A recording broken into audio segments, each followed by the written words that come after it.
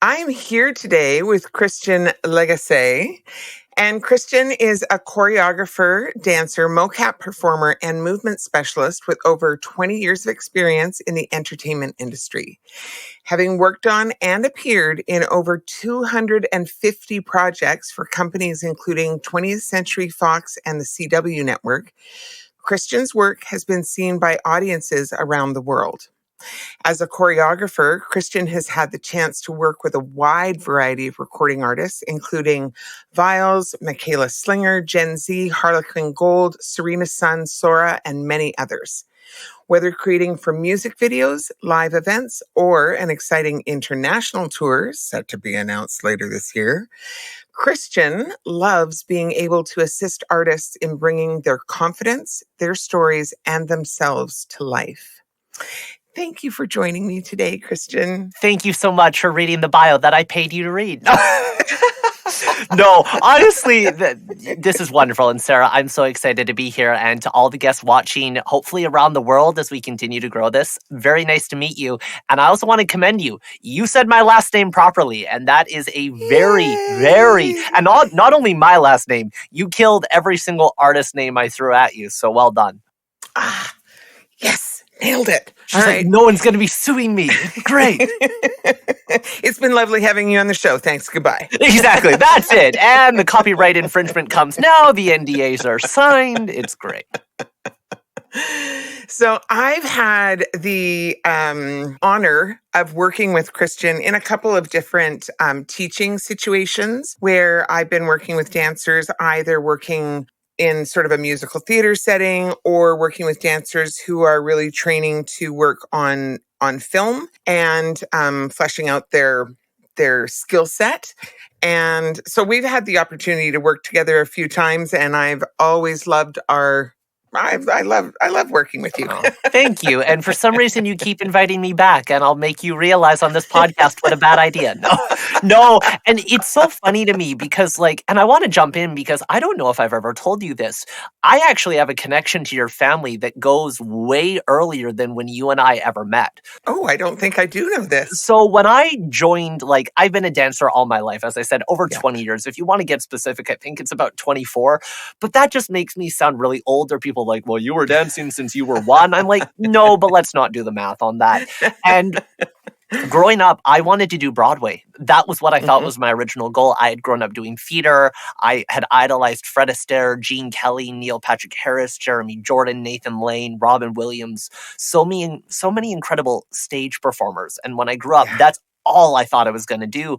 And through a twist of fate that we can get into later, I ended up in the film industry. Now, when I talk on interviews or when I tell people, I always accredit 2014. I'm like, that's really when I booked my first kind of on-set commercials. I did my first movie, which was a small film called Disney's Descendants, choreographed and directed by Kenny Ortega.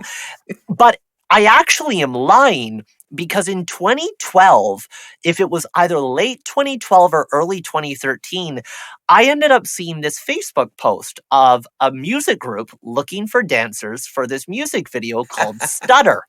I don't know if you would know what video I'm talking about, but there's this little group called Mariana's Trench. I think I've heard of them. And I submitted it. And I submitted for the job and I booked it. And my first ever time working on a film set when I wasn't graduated was on the set of your brother's music video. That's so funny. I was there that day for film. I mean, I stopped by. I'm sure. I was 17, probably looking like 9 years old in a sailor suit trying to hit on women. And I can tell you that was all poor points of casting choices, but it was such a fun video. And the thing, I don't know if I can say this on air, but I'm going to say it anyways. The thing I will never forget is the drummer, who I always blank on his name. Ian. He comes over to my group. And of course, this is a swing song, and it's all the 1 and a 2 and a 3 and a 4. And he walks over to our group and he goes, I'm just going to say, please, oh God, don't clap like white people. And he walks away. And I sat there for a moment and I went, what does he mean? I've grown up a tap dancer. I'm a percussionist. I'm a drummer. And about 20 minutes into filming, I went, I get what he meant, because no one could clap on the upbeat. No one could keep that timing. So friends don't let friends clap on 1 and 3. That is the phrasing. So no, it's so nice to be able to sit here. And as Sarah said, like we connected at an incredible studio called Dance Co, where I was Mhm. lucky enough to come in filling in for a teacher, and Sarah was directing and creating the vocals of these groups of different pieces, different musical numbers. And then we actually had you out to a program that I now co-direct, where you then got to share with our students. And it's been really nice to see in this industry just how open the creative community is, how Yeah. willing they are to collaborate. And I think that's what's so fun. When you grow up a dancer, sometimes you get stuck in that mindset of like, it's about me. Everything's about me. It's about my solo, Mhm. my time, my stage. It's what I can bring. And getting into film or getting into like just collaborative environments, all of a sudden you understand of just how much we can all support one another. Because there are things that Sarah can do that I wish I knew how, like hitting high falsetto notes. All of these things would be great. Well, it's just, I mean, I always love working with you so much. And it's so funny because our histories actually like cross over a few times then, because your first, big gig that you talk about is Descendants 3, and I vocal coached the artists for Descendants 3 as well, like behind the scenes. And so, yeah, just funny little ways that What? we And all I do have to overlap. clarify. Mine was Descendants 1. So I actually got in Ah, there a little earlier. So I was okay, an you did. actor You on did. Descendants 1 and a chorus performer on Descendants 2, which meant we were dancing and lip syncing/singing. And then Okay. you stepped in. And of course, the musical artist that you were vocal directing was a girl that I grew up competing against. And I will say for the record, losing at competition, because Sarah is an absolute legend of a talent. And you know what? She's If that's the awesome. girl that I place second and third to, I think I'm doing okay in my life. Yeah. Well, is there anything else in your, story, your origin story that you want to sort of flesh out for our listeners who might not know who you are? This might be their first introduction to you, a bit about you, who you are, where your journey in the biz, how you got where you are today. I love that. How long do we have? How many of these are we doing? So as I said, I grew up a dancer. My mom was a theater performer, choreographer herself. She was also a voice actor on a show called The New Adventures of He-Man. So I very much grew up with an artist side of the family, and my dad was Mm-hmm. the president of a major company in Vancouver. So I was lucky enough to grow up with both a very business mindset and a very artist mindset. But dance was the thing. I was put in when I was 3 years old, and as the story goes, every time classical music came on, I burst into tears. Still not sure why, because I love classical music now, but 3-year-old me just had a vendetta. And Mm-hmm. they're like, this kid is done. There's no way. There's no way he's going to continue on with this. And after one of my teachers just really was supportive and created an environment. And I can think of being 8 years old and doing 15 to 20 hours a week of dance. By the time I was 12, 13, we were competing nationally, traveling throughout Canada. I was Wow. performing in guest spots on cruise ships in Vegas, in LA as a kid, through Disneyland. And I was just dancing, and dancing brought me into vocal lessons with the amazing Elaine Lindbergh, who brought me to Mm-hmm. Peter Jorgensen, of course, from the Arts Club, and all of this just surrounded me with theater. So I was doing theater productions. I think the first, this is going to sound so bad with recent events, the first role I was ever cast in was Jafar in Aladdin. I still think Mm-hmm. that was one of the most creative casting choices they could give to a 13-year-old, but Yep. neither here nor there. Yep. But I also got to play roles like Ugly in Honk, and that was not a character description. That's just like the story of the ugly duckling. I got to play Corny Collins in Hairspray, which I think to this day was still one of my favorite roles. Yeah. So I got in and did all of that. And as I said, when I graduated, theater was the goal. I had auditioned for the New York production and the Toronto production of Book of Mormon and had an incredible time, but that Mm-hmm. didn't pan out. And for me, I felt like my dancing skills were there, but I always wanted to be a versatile artist. And I went, singing, I think I still have a lot to learn. Acting, I have way too much to learn. So I wanted to go to theater school, and I had looked at all the options out of town, the dream schools of mine, which were like Sheridan and Ryerson and Randolph, AMDA, BYU at the time, OCU. And for Mm-hmm. me, financially, it just really wasn't plausible at the time. I had born in New West, grown up in Coquitlam and Langley, and just went, I just don't think I'm ready at 17 to, run off on my own and join a theater school or join the Mm-hmm. circus. which might have been a better idea. And so I auditioned for some of the schools locally and just didn't really resonate with any of them. I didn't resonate with what they stood for or their approach to the craft. And thankfully, my mom was like, well, you know what? You don't have to rush into university. Just take a year. Just take a year and study whatever you want. I may have taken that slightly too literally. I studied everything you could have done. I got into film acting, voice acting, theater acting, music production. I picked up 3 instruments. I was dancing 12 different dance genres. I started teaching at studios. I took film production, learning how to direct and produce and edit. Got a talent agent in February of 2014 and was like, okay, I think this, like, I just love all of this. I want to do all of this. And as I mentioned, in spring of 2014, we get this news story that Disney's Descendants, at that time, I think it was called Off the Island, was the big title they were using all over Google. And they went, yeah, it's coming to Vancouver, and Kenny Ortega will be directing the latest Disney franchise hit. And I went, oh my gosh, Kenny Ortega was my idol. High School Musical was one of the most inspiring movies to me because it was singing, dancing, acting. And I'm like, I could have killed that movie if I was old enough. And so I auditioned, and in a group of 165, I made it to the top 24 of my round. We got put on tape. We got to meet Kenny Ortega. He came over and was like, you've really got something special. And I went, I've made it. I've booked it. And then I didn't book the film. As it would happen. You're like, as you know, you're young and you're like, oh, he talked to me. This is amazing. And then I didn't. And I got a call to do extra work. And I had no clue what extra work was. And they told me I had to bring 3 different black tie suits. I was 17 and had rented my tux. I did not have. So I went to Value Village and I showed up to set and I was so proud. And the costume designer goes, why'd you bring that? We have an outfit for you. And I went, what? Okay. She's like, no. You're playing a character. I'm like, I got a role. They went, oh, sweetie, no. You're just wearing a neon yellow, head to toe, bright yellow tuxedo. You can find this photo online. I don't recommend it late at night. Love it. And I got to do this, and it wasn't an actor role, but I got to, walk this woman up these huge flight of stairs, and we were her guards. And halfway through the day, this random occurrence happened, and I just heard this voice yell, I need a guy in a yellow suit. And I went, well, everyone else is asleep and I'm awake. And I ran up the stairs and I just see this guy and he goes, you here. And I'm like, okay, I'm running over. And as I get closer, it's Kenny Ortega. Wow. And that was my first ever professional job. To this day, Sarah, I don't know what happened, but all I can say is that I got upgraded, and my whole role in this film was that, not to spoil the movie, but I think we're about 8 years past. I think we're okay. Kristen Chenoweth gets turned into a lizard, and then someone puts a glass case down on the lizard. Dove Cameron, the incredible artist, plays her daughter, starts yelling at the guy to be like, hey, be careful. That's my mom.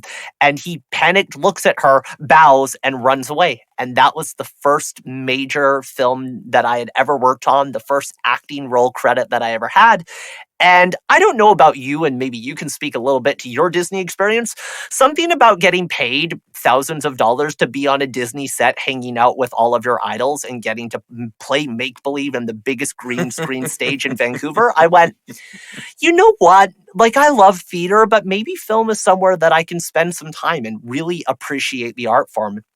And because it was Disney, it was true to me because I loved entertaining. I loved bringing people happiness and joy because that's what singers, performers, music videos, live concerts, feature films, TV shows, stage productions, that's what it did for me growing up. Yeah. And I just wanted to give that back. And I've been so lucky since then with that, really, as I think Mariana's Trench I'm going to have to credit as like the initial, like the pre-spark, but Kenny Ortega, I will forever be grateful because without that role, I don't know if I would have stayed in it. And that just led to a list of opportunities across Nickelodeon, Universal Pictures, Netflix as an actor, as a dancer, as a singer. I was a backup singer for a rap artist for a very, very short amount of time in Vancouver. But then also choreography came into play because of that. And because of all of this, and this, I know we're talking about a lot of, of artists, of what they can look to, kind of the guides that they're going in or the things that we wish we would have known earlier on. Yeah. So with choreography, a lot of my friends who are choreographers now, they grew up knowing. Like, I think from an early age, they all said to themselves, like, that's what I want to do. I want to choreograph, whether it's for theater or for film or for artists for tours.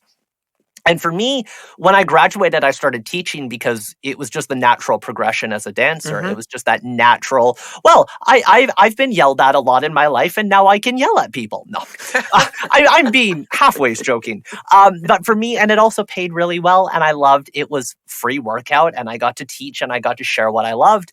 And And I think that's a natural transition for a lot of dancers Mhm. to once they sort of age out of where they're the ones going to competition and doing all those things to age into becoming a junior teacher at their studio. Very much. Whether it's starting, some people start right with recreational, some more like Mm-hmm. beginner young students, or even older students who are just doing it more for the fun and the love of it. Some of Mm-hmm. us go right into competitive programs. Others have gone into being teaching assistants.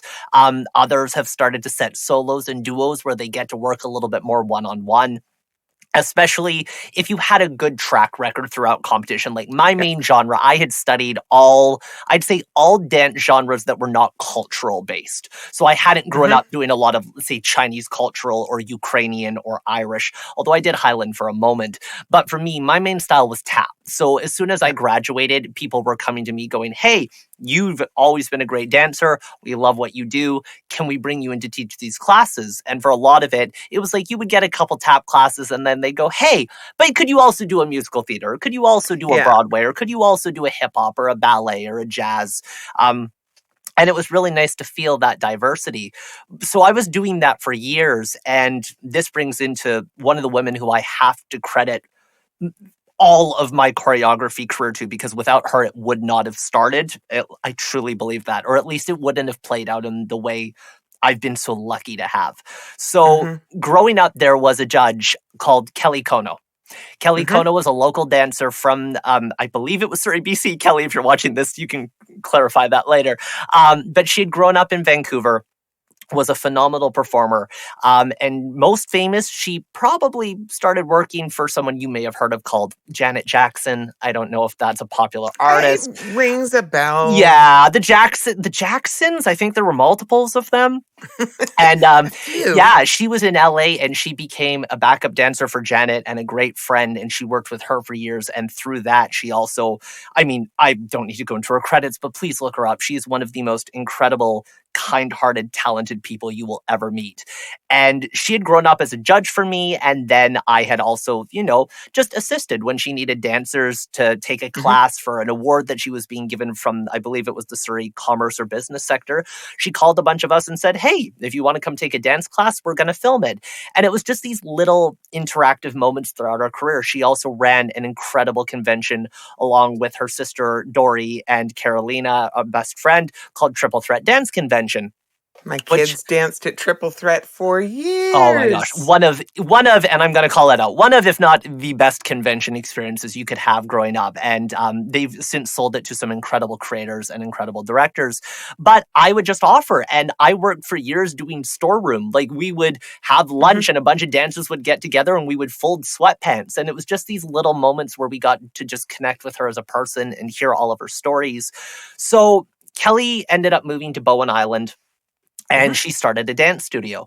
And I remember getting this Facebook message, and it was a message to like 95 people. And all of the people on this list, Sarah, I mean, they were people like you. They were OGs of the industry. They were incredible creators, people who were choreographing for features. And it was her asking who might be interested in joining her faculty, who might be interested in doing master classes, guest workshops. And I read that, and I think it's something we can relate to as artists is, do we ever really feel qualified? Like, do we ever really I have full confidence in no. ourselves to be like, I am the best person for this job? Yeah. I get that. I get that. Or even when you find yourself on a list like that and you're recognizing all these other people going, holy shit, there's so and so and so and so. And you have that moment of going, what am I doing on this list? Yeah, and very much so. I'm like, this is very kind. This is very, Yeah. very sweet. But no way. And I walked away from that message for about 5 minutes. And then I went to myself, I'm like, if you don't take the opportunity to at least say, it doesn't mean she's going to hire you. It doesn't mean she's going to book you, but I want to at least say that I was confident enough in myself to get over a bit of that imposter syndrome, to get over a bit of that nerves, and just really go in and go, I'm just going to take a shot. And I sent her a message and went, hey, Cal, thank you so much for the message. This would so intrigue me. I would love to hop on a call. And funny enough, the message I got back was, Christian, I literally was just thinking about you. I have an idea. Can I get you on the phone? And from there, I was teaching at her dance studio. I was one of the originating faculties of Kelly Kono's studio on Bowen Island, which is still running to this day with an incredible list of faculty. And if you're on Bowen Island, you should check it out. And even if you're not on Bowen Island, I recommend going, visiting, taking a class. It's incredible. Love that. How this goes into choreography is, of course, Kelly at the time had focused. She was back in Vancouver. She was still choreographing, but she had gone a little bit more into the film and TV work. And I just kept hearing about these incredible jobs that she was doing. And I think I must have made a joke one night at class of like, hey, if you ever need help, like, just let me know, paperwork, anything. I'd love to help out. And she called me a couple weeks later and she goes, I've got this opportunity, your union. And I went, oh, darn, no, I'm not. I wasn't in the dancer union or the choreographer union at that point. And she's like, oh, they need a union assistant choreographer, but I'll hit you up in the future. And people say this all the time in the arts industry. There's so many. It's like the equivalence of you seeing your university friends and then going, oh my gosh, we should go for coffee sometime. Yeah. 9 times out of 10, I think the intention is honest, but does it ever happen? I don't know. Well, Kelly had held to her word, and I'd say about a month and a half later, I'm leaving a class and I get this text and it goes, hey, what are you doing for the next month? I went, well, teaching for you, unless I've been fired. And she goes, I want you to assist me on a job. And this was the first outside of dance studios. I had set pieces for dancers. I had done little stage performances. But this was the first time I had ever got to choreograph for TV. And it was for a show that would be a huge effect on my life, not just as a choreographer, but ended up booking as a dancer and as an actor, was DC's Legends of Tomorrow. This show gave me the craziest start possible, where we got to create a huge dance number with Kelly Kono as the choreographer, myself as the assistant choreographer. If I'm correct, almost 30 of the top dancers in Canada.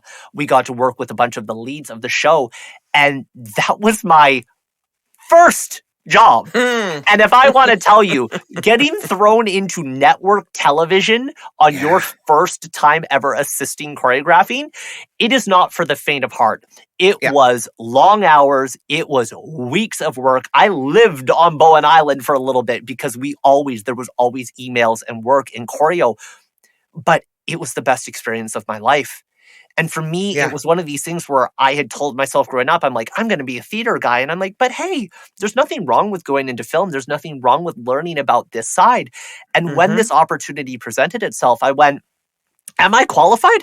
I don't know, but who cares? I'm a dancer. I'm hardworking. I love getting nitpicky with details of like forms and Excel sheets. I'm a nerd. I will call myself out right now. I was too great to head in math. Language. Like Sarah, like the glasses. Like I should have my glasses on right now. They're totally fake, but they make me look really cool.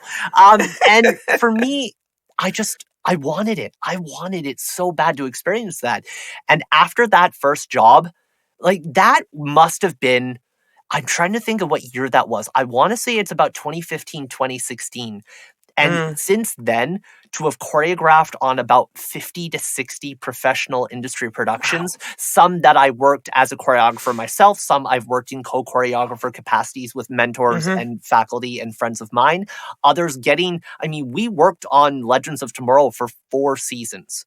That is rare enough. And if I'm not wrong in this, I think I'm the only person on that show to have been credited as assistant choreographer, dancer, and also principal actor. And I know that those first days of working on that show were what helped me to get those future roles. When I got in the acting, even the producer came to me and he's like, you should know, I didn't see your audition, but as soon as they said your name, I went, heck yeah, I love that guy. So all Mhm. those little connective pieces, I never would have thought that choreography would have helped my acting or that dance would have helped my voiceover. But it was just being open enough to really sit in and go, I'm an artist. That's what it is. Yeah. I love creating stories. I love telling stories. I love helping to bring stories to life. And whether that's in the medium of dance or choreography or acting, it didn't matter to me. But again, Kelly Kono, if you're ever watching this, I just have to say thank you because you changed my career in so many ways. And I will forever be grateful.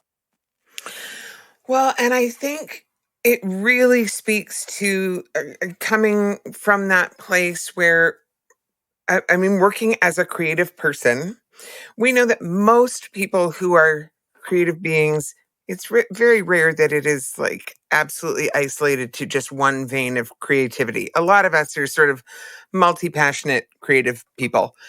And what you're talking about is that place of having to come from yes, whether you know how yet or not. Yes, and then I'll learn how. Yes, and then I'll show up and work my ass off. Yes, and then rather than I'm not sure I'm ready yet, Yeah. Well, and limiting yourself. exactly. Now, are there things in this world that I would recommend not faking your way through? Of course. I've had Yeah, friends who've lied that they were professional horseback riders and then had to do full on chases in a Western movie. I don't right. think that's the idea. Or friends who have lied to major production companies that they were aerial artists when they had actually never been more than a foot off the ground. Yeah, For safety and health, yes, there are things that I wouldn't walk in and say that I'm an ambassador of Chinese cultural dance because that is an outright lie and it is not a part of me. And I don't have, even in a year's time, that's not my job to take. That's not right, correct. That's not right. okay with my culture, with my background. And if you want that, I can recommend you 10 incredible colleagues of mine who will honor that in their culture, in their story, and in their heart.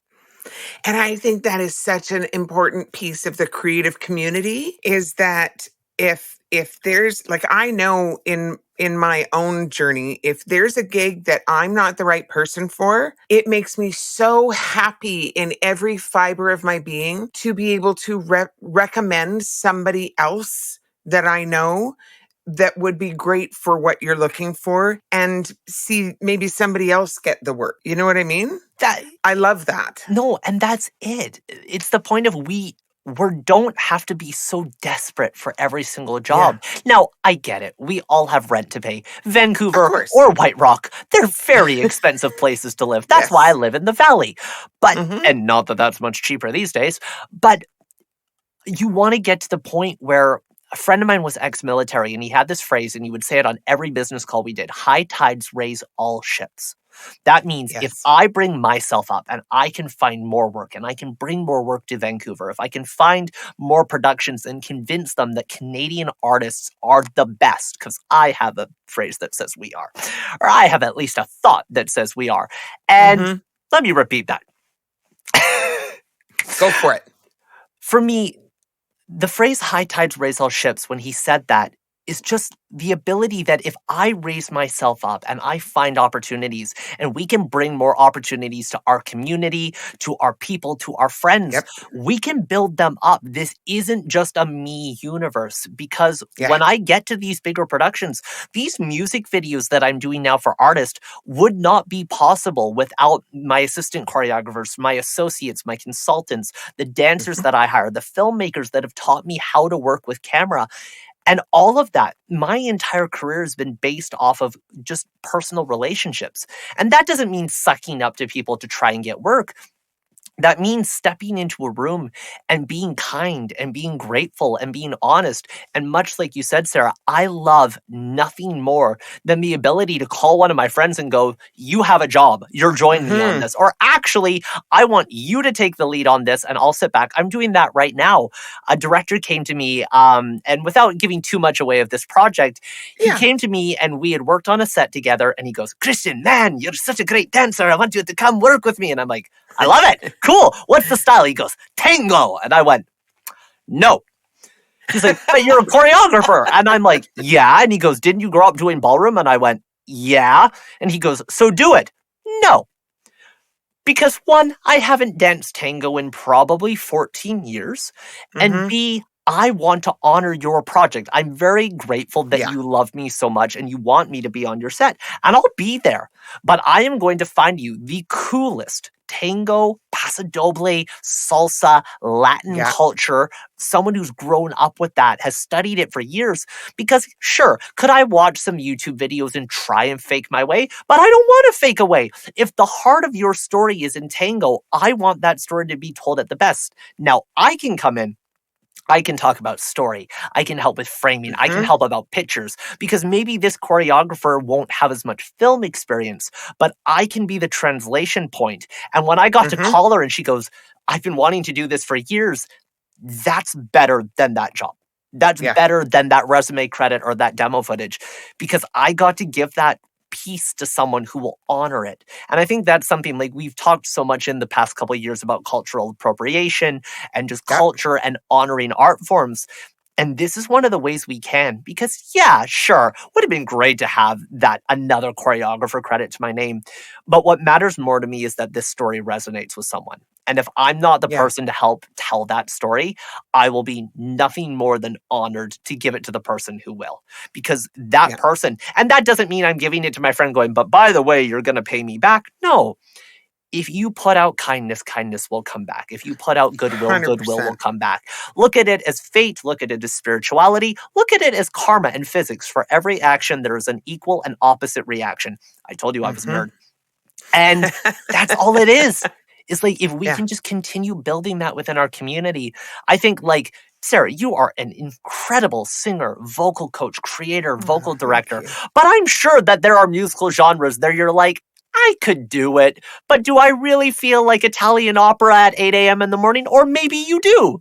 No, you are 100% correct. I can sing in a choir all day long, and I can sing the classical repertoire if I am being directed properly, but I am not a classical singer. Yeah. So I do not belong taking up space as a classical soloist. Yeah. Teaching classical music to students in a choir setting. That's different because like I've sung in choirs for 40 years. Wow. And you work in so many different styles of repertoire even within the same choir. So if you're being directed well, that's a bit of a different thing. But as a soloist, I have no business taking up space as a classical soloist because that is not my training. That is not my area of expertise. Yeah. And there are other people who will kill it. And I'm not that. So what business do I have taking the work away from somebody else who will do a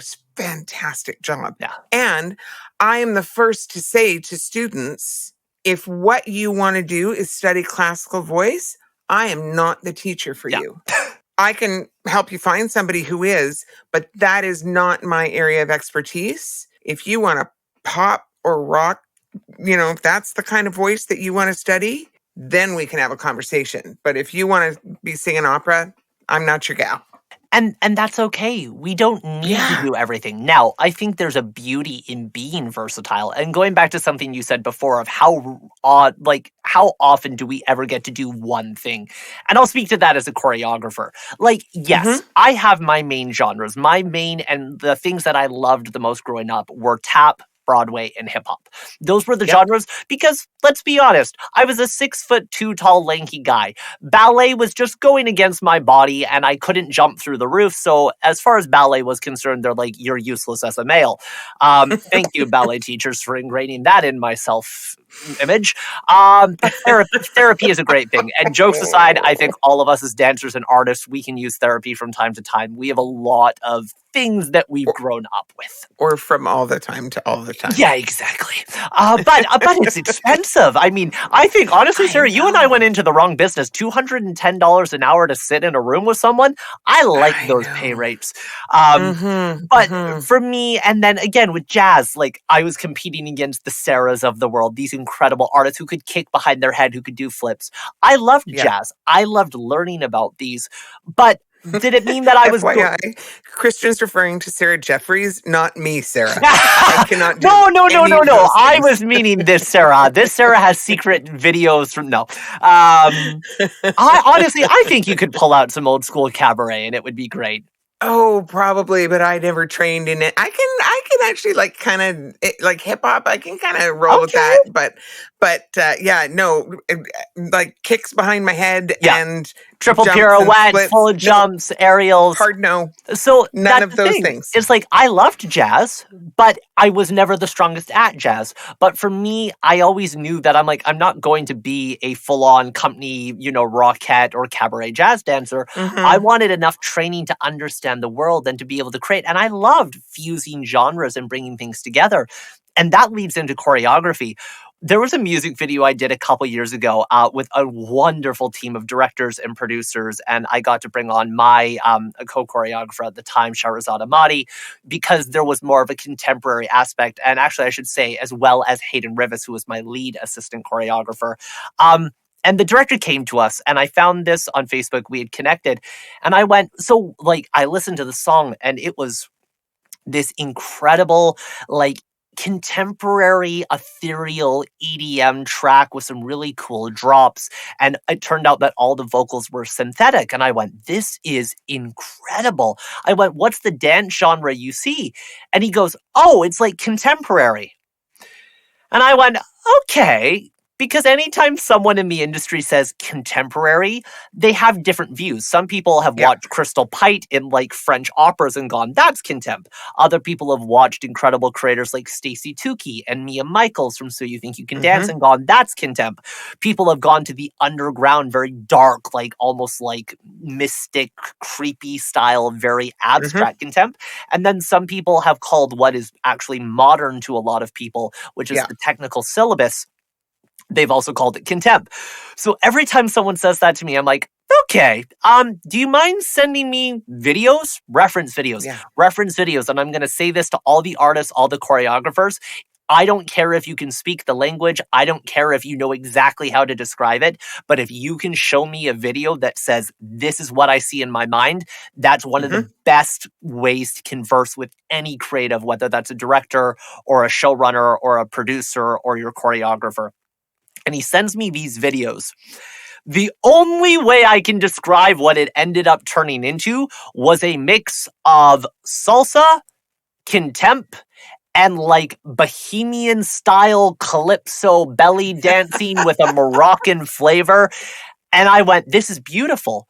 But again, that was the beauty of it, growing up and not going, I'm only going to choreograph contemp, or I'm only going to feel comfortable choreographing hip hop, or I'm only going to be specialized in this one little piece. And same to music of I only do pop or I only do country. You can be great at something. You can love that thing. But I had a slight phrase in my head when I started the industry. I'm like, you know what? I'm going to be the guy along with my mentors who choreographs all the tap pieces in the world. I am going to bring tap back into the industry. Sarah, in about 8 years, I think I've set 2. And 2 of those were for me on commercials where they just went to me and said, hey, can you choreograph your section? And I went, yeah, this is easy. Now, there are people like Chloe Arnold and Michelle Dorrance and Sarah Wright who are doing incredible work to bring tap back. But if I had been so petty or so blind to this, I'm only going to do this. And those 3 women that I just mentioned also are all phenoms in other dance genres that influences, like Sarah, who has she has an entire tap album that I really suggest you look up. And I believe it's called New Change, if I am not screwing that up. An incredible album where tap is part of the instrumental complex of this jazz and Latin, but she has a full background in Latin fusion that she brings in. Chloe Arnold was the choreographer, and I guess congratulations to them sad and congratulations on the James Corden show. And she was the choreographer for all the musical numbers on that show from my awareness. And she was doing Broadway and African and Cuban and just all these things that were influencing. All these people are bringing things to life while honoring the things that make them them. Mm-hmm. Because that's the thing. You could take 12 dancers in a room who have all studied jazz dancing, whatever that means. And if you gave them all the same music video, all the same project, each one of them is going to be different. Because yes, Yeah. we are bringing ourselves to your story, your vision, your references. But I also hope that if you're bringing me on, it's because there's something specific about my movement complex or my movement style or the way that I create or the stories that I tell, because those are the things that are just intrinsic to all of us. I mean, it's the same with singers. When I listen to 5 Yeah. singers on The Voice sing the same song, there's all those little color notes, it's those little intricacies that just Mm-hmm. makes it unique to you, rather than just going, this is an AI software, which we can also get into. Yeah. We can. Indeed. All right. So I'm going to focus us in because that was an awesome answer to tell us a little bit about who you are. It's all right. That's okay. No. We went down like so many fantastic rabbit holes, and I don't even particularly care if we get through all my questions. But all right, so I have a few questions that we're going to run through, and I'm sure we will end up down more rabbit holes as we go. You reel me in. And if we go long, then we go long and we split it into extra episodes. There you go. You told me we were splitting a couple 30-minute episodes. Let's just push that. Yeah. You wouldn't be the first. That I had one other guest that we ended up being so chatty that 2 episodes became 4 episodes. Okay, well, I don't think we're going to push it that far because I do have production meetings later in the day. But let's see what we can do. All right. So here on the Vocal Lab, you know that the deal is we're kind of trying to shine a light into the industry through the lens of what I know now that I wish I'd known then. So with that in mind, if you were starting your career over again, is there anything you would do differently, or what springs to mind that you would make sure to do the same all over again? Very fair question. And I want to ask, do you mean to choreography specific, or do you mean just in general as an artist? I think you can answer that as you please. I mean, I'm sort of talking to you today quite specifically as a choreographer, mostly because I want, like, our listeners are primarily musical artists who are like emerging artists learning what they need to know about the industry. And I'm trying to talk to all the different people that they will have to interact with in the course of their career. So for somebody like you, the way that they would most likely interact with you is as a choreographer or as a dancer potentially, but more likely as a choreographer if you were going to choreograph a video or a stage show for them, that kind of thing. So let's maybe sort of let's go to the first question, which is, what would I do the same or what would I do differently? Oh, how emotional do I want to get with that? No. I think one of the things that I would do the same is just talk to everyone. And I say this partways as a joke because, as you've realized from 45-minute intro land of me, I love talking. But the honesty is that growing up a male, especially in an art form dominated by females, I was bullied a lot. I had to move 11 different studios, 11 different training facilities from the time I was 3 years old to 17 years old.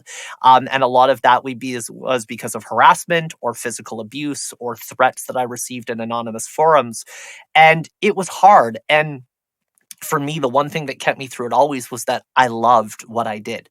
My ability to entertain people and bring people laughter and joy on stage, or see my friends at competition, or just move as a dancer and sing for the little bit of time that I did in theater, I loved it more than life itself. And the reason I bring this up is, do I wish that I would have gone through that? No. I wouldn't wish anyone would have to suffer to learn this. But what it did teach me is that I was so used to just connecting with new people all the time. Like, I never had a friend group for more than 3 or 4 years before I moved on. And dancers being the way they are, they're like, "You've left the studio, you traitor." And then we never spoke again. So most of my friends were at competitions. They were the ones, I had friends at every single studio possible. And going to competition or going to a show was like the coolest family reunion ever. And what it just taught me was how to network. It taught me how to network. And because to me, I didn't know the term networking. I wasn't going up to Yeah. these people at a time in my life where I'm like, please hire me for a job. I could really use a paycheck to cover my car's down payment. For me, I just loved meeting people, talking to them, asking about them. And I always made it about them because I wanted to learn what made them tick, what brought them to life, what made them happy, what were they doing next. And that gave me skills that I had no clue as a kid. I'm like, I just like being nice and chatting. But it made me one of the strongest networkers in a room, and where my friends will sit at a table and go, how do you go and talk to people? I'm like, I don't know how not to. So that is Mhm. one thing I would go back and do the exact same. Would I avoid some of the traumatics in between? Sure. But Yeah. I would go back and just remind myself of like, don't be worried talking to people. Yes, there are people in a room who are more talented, less talented. It doesn't matter.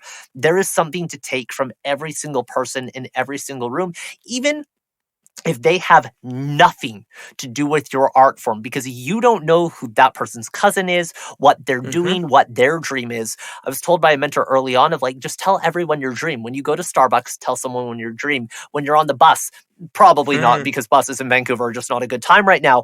But like everywhere you go, just be okay with talking about, I want to choreograph for The Greatest Showman 2, or I really want to create a Yeah. live tour.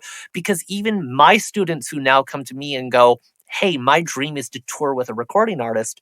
She now has an offer to tour with a recording artist 6 months after telling me that. And if she had never would have said that, I probably wouldn't have even thought of her. So Yeah. that's one big thing. If I was going to go back and change anything, Mhm. I think be careful of who you give your time to. Mhm. Especially, and I did it with acting and I did it with choreo, and I say did with choreo as if it wasn't just a couple months ago. When you're trying to get into the industry as an artist, and I'm sure some of the singers listening can relate, you're like, I just want to take every job. I want to take every Mhm. opportunity. Every show is a good show. And one of my teachers used to say that. They went, every project is a project to learn. And I go, great. But when you're working in film, especially as an actor or a choreographer, or even in live events as a singer, a musician, those are recorded. Those Mhm. live online. Those don't go away. Like when I grew up, I'm older than YouTube. I think a lot of people forget that a lot of us are older than YouTube, older than Facebook, Mhm. older than Instagram. So as a kid, I'm sure that, Older than the internet. yeah, let's not. I don't have that, but I That's did me. have. I'm talking about me. No, you do not look a day over 32. Shush. I had dial up growing up. That's about as cool as I can get on that. But I don't think that every job is a good opportunity, because there are things, and I will not name them because I don't need people YouTube diving them, Right. but there are Yeah. projects that exist of me locked up in a closet in a leather miniskirt with a python and 9-inch high heels. There are Ooh. videos that exist of me portraying a rapper in the middle of a video that they thought would be a really fun parody to do. Mm. They were really cool opportunities, and you know what? Deep down inside, I'm still very proud of them. But little things that I'm like, do I really want this to be a part of what represents my work as an artist? Or even short films where I was like, dude, you were not qualified to act in that. Like, I just Mhm. wasn't prepared. I wasn't ready. And I had auditioned for a role, and they said, no, you need to be the old guy with a beard. And I was 19 and barely looking 11. Mm. So Mhm. I think it's always good to take a meeting. I think it's always good to hear people out. But what I would tell my younger self is listen to your intuition a little bit more. And I think a lot of us have trouble with that because intuition and ego gets very close together and we're not sure Yeah. what, or the voices of our teachers and our mentors and social media telling us, or some friend being like, this is going to make and break you, or like, this is going to be your big break. And we hear about Mhm. that in LA of like, well, just do it. No, I don't believe that anymore. I think if I could go back and remove a few projects, it was just what I put into it, the energy, the time, the Mhm. money, did not give me an outcome that was worth what I put into it. Right. Or just overstressed me out because I took 5 jobs on at once and thought, well, if I don't take these opportunities, they're not going to come back. And just to Mhm. remind myself of like, if you really care about this, if you're in this is not that whole joke of like, it's not a sprint, it's a marathon. It's Yeah. true. Don't overkill yourself in those starting years because you will get burnt out. And when those jobs present that would have been the right opportunity, you're either going to be petty or vengeful or you're just going to be dead, because at that point you're going to Yeah. have no energy and no creativity left to you. Yeah. Yeah. So true. Burnout is a thing, people. It is a really is. real thing. So, education wise, I do like to talk to people about their sort of education in the field and recognize that in creative endeavors, there's a real mix of like, I talk to a lot of musicians, and so there's a real mix of trained musicians who've had no training and they've learned all by ear. And then in some fields within the music industry, there's been a place of where you're learning through more of a like kind of mentorship or apprenticeship. That often is more sort of like the recording engineers and that kind of thing. And for music, it's actually a thing where formal education does not at all predict what your place in the medium is going to be. It can be great, and you can absolutely be great without it. So, with dance, it's a little bit different. It's hard to be a well-rounded, completely self-taught dancer, I think. So you started dancing at age 3. Yeah. You said earlier you were inspired to become an entertainer by watching performers like Fred Astaire and Gene Kelly, who were sort of able to do it all, right? Exactly. And then in 2020, you were awarded a scholarship to study at the Stella Adler Academy of Acting and Theater in LA. That is correct. So do you want to walk us through the pieces of your training there that you feel like have really impacted your ability to be successful in your career? Oh, gosh. And it's not that you have to go super deep dive. It's more like what is the training that has been really important for you to get where you are? It's a really good question. And you said it beautifully. I always tell my friends, I'm like, dance, acting, voice acting, motion capture, choreography, all the kind of assets of myself or aspects of myself. It's not a doctorate. There's not right now, if you go to be a surgeon, I imagine there's a generally accepted way of how to cut a person open, how to stitch a person closed. There are new people trying new things, but for the most part, it works for a long time. And if all of you cut the same person or different people with that same technique, most of you are going to get an okay outcome. Art is very different, because I could have 5 of my students do the exact same training program, the exact same regiment, the exact same studies at the exact same schools. And even if they look similar, even if they have similar technical prowess, even if they have similar voices, personality, every single one of them is going to have a different outcome. I have twins that are in the industry that some have really excelled, and they're both phenomenal artists in their craft.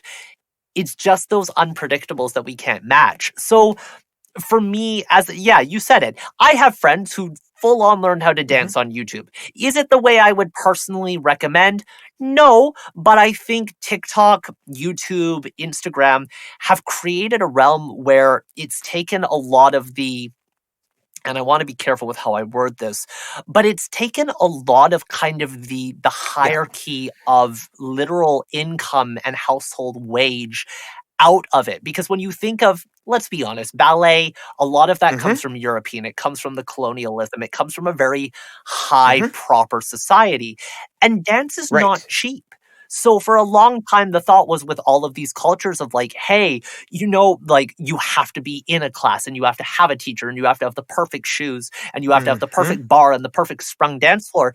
And then you look at videos that we're seeing now of these dancers in countries in South America, in Africa, in Australia, even in India and South Korea, in these small villages where you've got the best dancers that I've ever seen. And because there is something to be said about heart and ingenuity. Now, do I think it's great that we all get a mentor or a facility, someone else who can look at us and go, great, love where you're started. Let me make some refinements. But I don't think, especially in dance and even more in choreography, where, to be honest, there's a couple programs online that credit themselves to teach choreographers, but it very much is a second nature of dance and just being a creator and learning and discovering yourself. I think there's a benefit to both. I think if you have the money or that's the way you want to approach it, but also remember that literal hip hop culture Yeah. came from the parties. It came from the streets. When you think of breakdancing, it was guys like breaking Yeah. on cardboard boxes on the side of streets in New York and Philadelphia and the West and the East Coast. And we could get into a whole conversation. So I don't think there's one right way to learn. For me, what really benefited having a dance background where, like it or not, I was learning all styles. Now, there were classes, and I'm not going to call out my teachers, that were painful. Doing 6 hours a week of ballet for a guy who knew he was not going to be a ballet dancer was not always a great time. But as I got older and I started to really make the choice and know that this was the career I wanted to partake in, ballet assisted a lot with structure, with strength, with poise, with fluidity, musicality, things that would go into other dance genres that even if I wasn't going to be a ballet dancer, it gave me things in hip hop, and hip hop gave me things in tap, and tap gave me ideas in jazz. So that's one thing I really credit is just not specifically a studio. I had some incredible mentors. Alicia Bruce was a tap teacher who I absolutely adored for many, many years of my life. Charlene Hart set a lot of my old solos in my final years and was an incredible creator and just brilliance of like creativity and running with my weird ideas that I would bring to her. There were people like Christina Linden and Barbara Vargas, who were from Vancouver Tap Dance Society at the time, who were just instrumental in really reshaping my fundamentals as a musician and introducing us to jazz artists and getting to work with people like Michael Rush and Eli Bennett, who's an incredible saxophone player. So just being versatile in that. When I got into the industry, especially as a choreographer, yes, kept up my dance training. Yes, continued working, continued creating. I would do sessions with friends where we would come in and like, you're badass at hip hop, you're badass at tap, I've learned stomp. Let's just, no one pay each other. Let's just learn. Let's just share art forms. And that was an incredible way of like a co-artist to artist of just helping each other out. It was also COVID. No one had money to be doing all these extra classes, and we found ways to keep training. But what really served me as a choreographer, I mentioned I went to film school. Shout out Langara. I did this 3-month, once a week program, and it was fun. Would I ever say that I walked away a filmmaker? Hell no. But I walked away knowing enough to give me a start. And I knew that I probably wasn't going to be a cinematographer or that I wasn't going to be a producer. But what I appreciate now looking back is when I come into a choreography space and an artist goes, this is my story, this is my genre, this is the movement that I want, and these are kind of the and that's it. And I would go to them and go, great.